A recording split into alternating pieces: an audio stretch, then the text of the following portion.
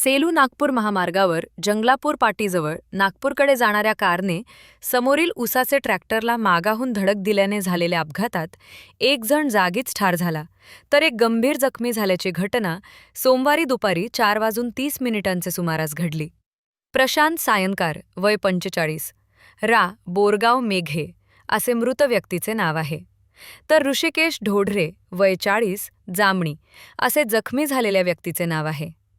प्रशांत सायंकार व ऋषिकेश ढोढरे हे आपल्या चारचाकी वाहन क्रमांक MH33V1419 ने नागपूरकडे जात असताना जंगलापूर पाटीजवळ समोरील ऊस घेऊन जाणाऱ्या ट्रॅक्टरला मागाहून धडक दिली. ही धडक एवढी जोरदार होती की यात कारचे समोरील भागाचे मोठे नुकसान झाले. या अपघातात प्रशांत सायंकार, वय 45, यांचा जागीच मृत्यू झाला, तर दुसरा ऋषिकेश ढोढरे हे गंभीर जखमी झाले.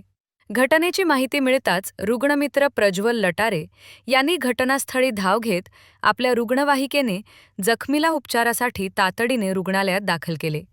पोलिसांनी घटनास्थळी भेट देऊन घटनेचा पंचनामा केला असून पुढील तपास सुरू आहे.